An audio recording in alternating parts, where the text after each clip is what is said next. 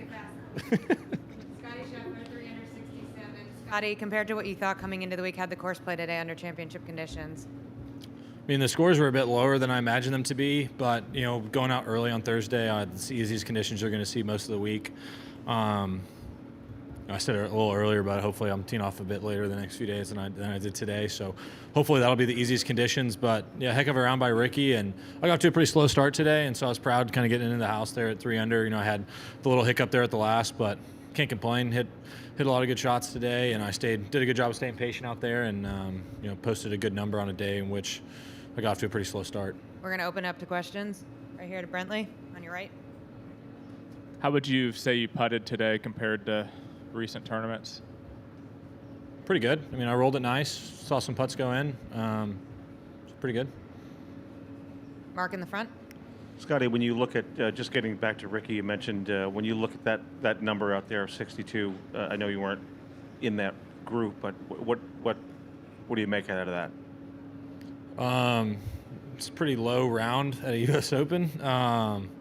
I joked a bit earlier, I think the USGA will be a bit frustrated that the number was that low today, and I don't think you'll be seeing too much of that over the weekend, but I mean, a heck of a round. U.S. Open golf course, I didn't see 8 under out there today. I mean, especially with the way I started, and so for him to just, it's one of those golf courses where I think if you can pick up some momentum and capitalize on those really difficult holes, all of a sudden it starts to open up and you see those easier holes, and so like, I guess Ricky started, the back nine's harder than the front. Ricky starts on the back, and I didn't see his whole round, but I mean, if you shoot a couple under on the back nine, all of a sudden you make the turn, you got number 1, you got number 8, you got 6, you got a lot of holes where you can kind of get after it, and I'm sure confidence was riding high after his front 9, and he just kept it rolling into the back.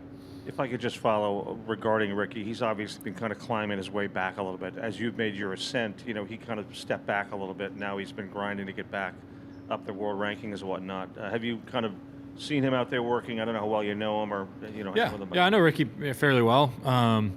Yeah, I wouldn't say that he's been grinding to get back. I think he's been grinding for years. I think in order to become one of the best players in the world, which he has been now for probably 10 years at least. You got to put the work in, you got to put the time in, and so golf's a hard game, and sometimes you struggle. I think when people watch on TV, they imagine it's easy because you see the guys just playing good all the time, but it's not that easy of a sport. And so you go through the ebbs and flows of your career, and as long as you keep working hard and you know, keep the faith in yourself, which Ricky has. You know, he's climbed his way all the way back, and he's been playing some really solid golf this year. We're going to go to Alex on the right. Yeah, Scottie, did anything surprise you out there today, or when you know, obviously you had a couple practice rounds, but did anything kind of come up and say, I didn't really see that before?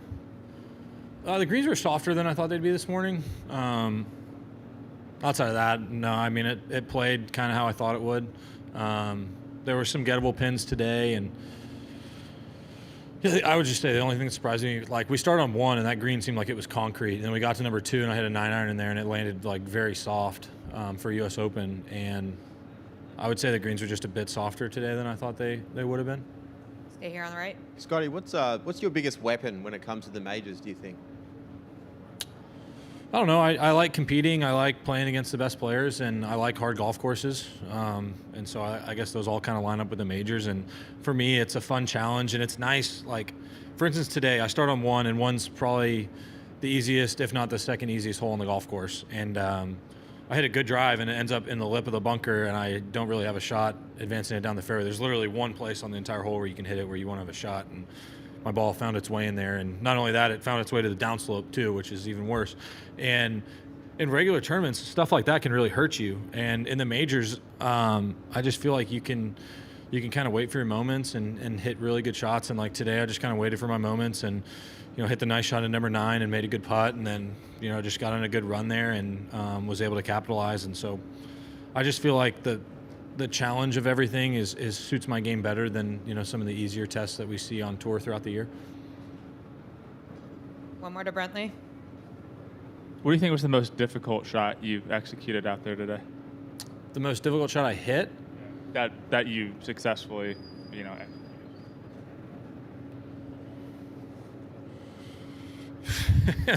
I have no idea.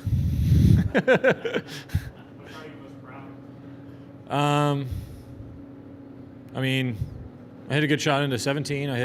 I think What I'm most proud of my round today was I got off to the slow start. Like I said, the front nine's easier than the back nine, and I think I played the par fives 1 over today, and it was frustrating to get off to that slow of a start, but I still was able to shoot 3 under.